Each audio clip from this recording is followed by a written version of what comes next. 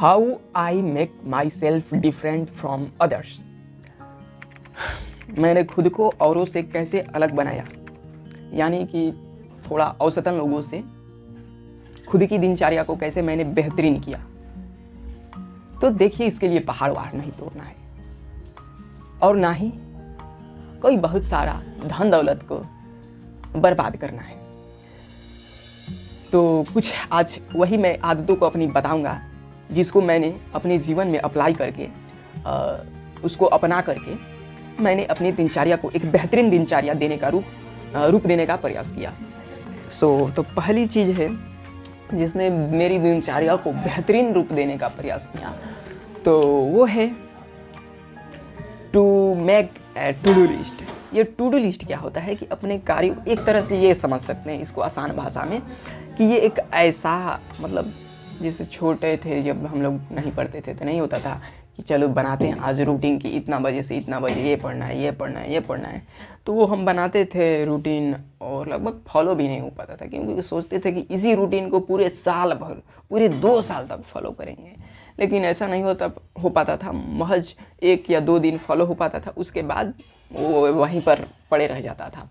तो मैंने इसी का थोड़ा उपयोग करते हुए मैंने क्या कहा कि जब उस रूटीन को 1-2 दिन फॉलो कर ही लिया जाता है, तो क्यों ना ऐसा कर दिया जाए कि हम हर दिन ही एक नया रूटीन बना लें। तो मैंने इसी का रूप दिया है टू डू लिस्ट का, जो कि आपके समक्ष यहाँ पर दिखाई दे रहा होगा। इसी पर मैं नोट कर लेता हूँ कि मुझे अगले दिन क्या करना होता है हर शाम को, जो कि यहाँ पर दिखाई दे रहा होगा। बहुत सारे वर्क्स इस पर शामिल होंगे, ठीक ना। तो ये है मेरा फिजिकल टू डू लिस्ट। लेकिन आजकल मैं एक एडवांस टू डू लिस्ट का यूज़ करना शुरू करनी हूँ, जो कि है गूगल कैलेंडर। जो कि इसके बारे में आप जानेंगे तो बहुत ही आपके लिए फ़ायदेमंद हो सकता है, क्योंकि ये आपकी प्रोडक्टिविटी को बहुत ही इंक्रीज़ कर देता है। मतलब एक निश्चित टाइम निर्धारित कर देता है कि चलिए भाई मैसेज आ गया, चलिए अपना काम में लग जाइए, ठीक ना। हमेशा कॉल कर देता है आपको।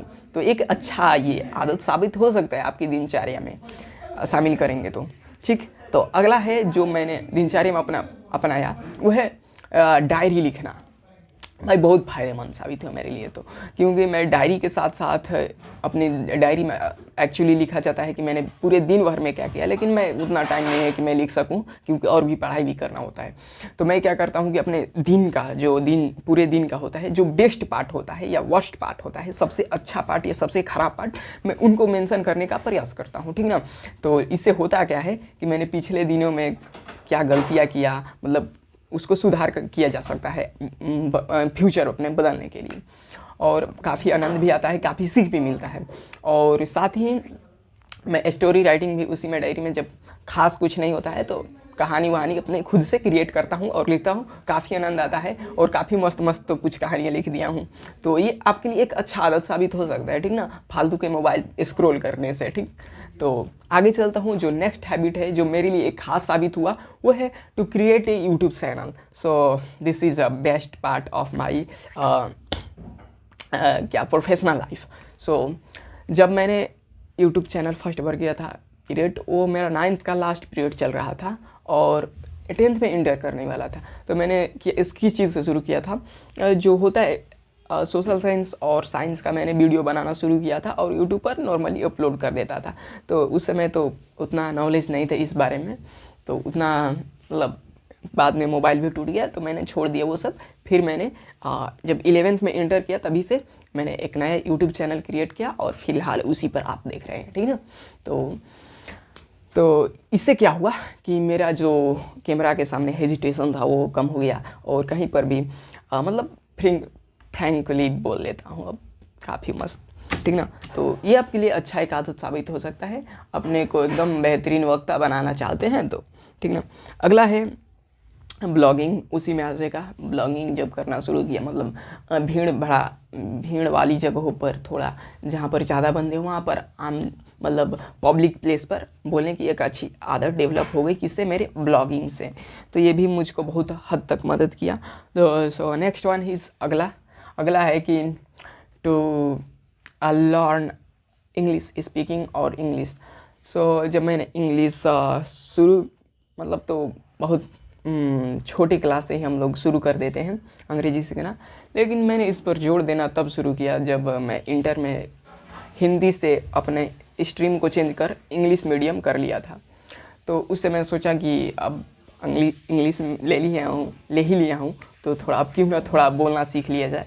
तो मैंने उस समय थोड़ा शुरू किया बोलना, और बेसिक तौर पर अच्छा खासा इंग्लिश अब बोल लेता हूँ। लगभग कोई आम बंदा होगा, कोई नॉर्मल बंदा होगा इंग्लिश बोलने वाला, तो काफ़ी अच्छे से मैं बात कर सकता हूँ बेसिक तौर पर, ठीक ना। और धीरे धीरे मैं फोकस करूँगा कि एडवांस इंग्लिश भी सीख लिया जाए, ठीक ना। तो ये मेरे लिए अच्छा साबित हुआ, क्योंकि देखिए मैंने देखा कि जो भारतीय कंटेंट क्रिएटर होते हैं इंडियन यूट्यूब पर या सोशल मीडिया पर, वो ज़्यादा तामझाम करते हैं, देखिए भाइयों ये घंटा दबा दीजिए, लाल बटन टिप दीजिए, उखाड़ दीजिए, क्या क्या करते हैं। लेकिन मैंने देखा अंग्रेज जो इंग्लिश का गाई था, मतलब इंग्लिश के जो यूट्यूबर्स थे, वो ज़्यादा तामझाम नहीं करते थे, डायरेक्ट मुद्दे पर आते थे।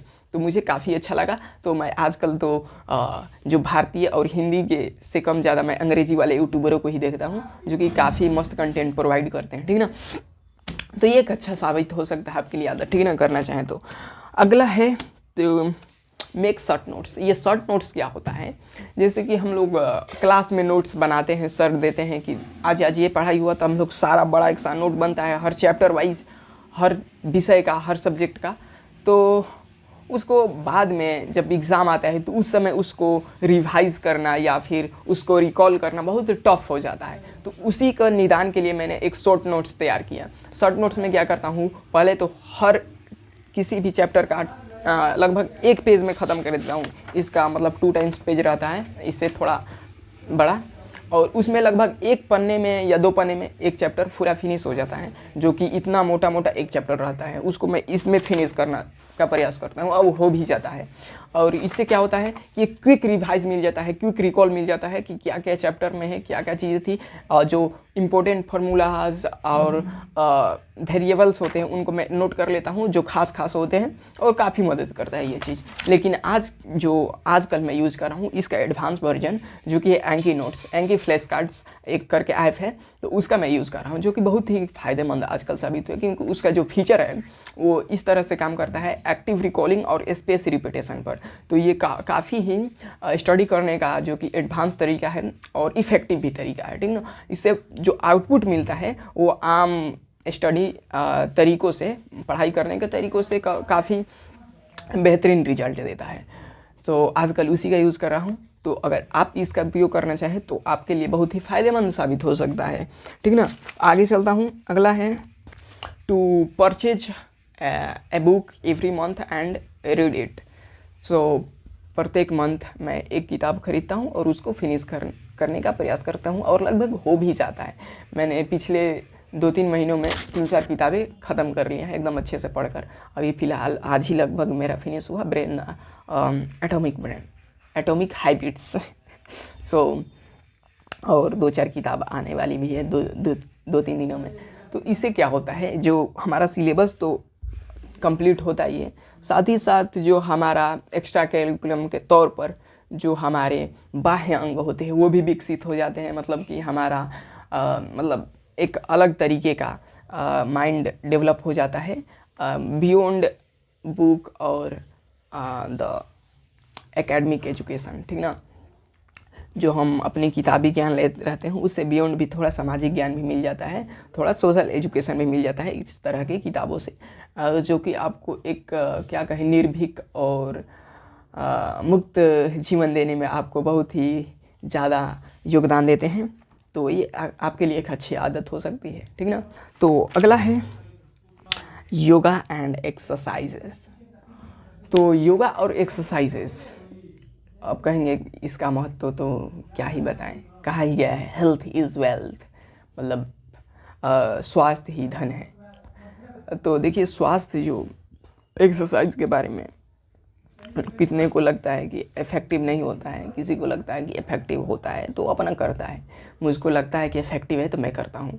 और अगर आप खेलते हैं, नॉर्मल आउटडोर गेम खेलते हैं, क्रिकेट, फुटबॉल, ये सब गेम खेलते हैं, रनिंग वनिंग करते हैं, तो खास एक्सरसाइज करने की ज़रूरत नहीं है, वो इनफ है आपके लिए।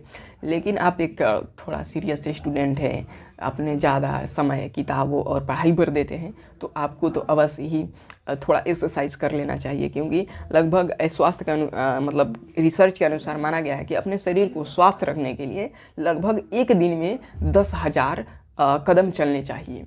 तो आप नॉर्मली आधे घंटे 25 मिनट एक्सरसाइज कर लेंगे तो इससे ये क्राइटेरिया लगभग कुछ हद तक फुलफिल हो जाता है। मैं लगभग प्रतिदिन इसी ये आधा से 25 मिनट तक मैं प्रयास करता हूँ कि एक्सरसाइज हो जाए। तो आज के लिए इतना ही, धन्यवाद। क्या कीजिएगा भाई, सामाजिक प्राणी हैं तो समाज के बीच ही रहकर तो वीडियो बनाना ही पड़ेगा। चलिए कोई बात नहीं, आज की सभा को यहीं पर समाप्त करते हैं। और बताइए कैसा लगा आपको ये वीडियो? हमको तो काफ़ी मस्त लगा, ज़बरदस्त लगा। धन्यवाद सब लोग।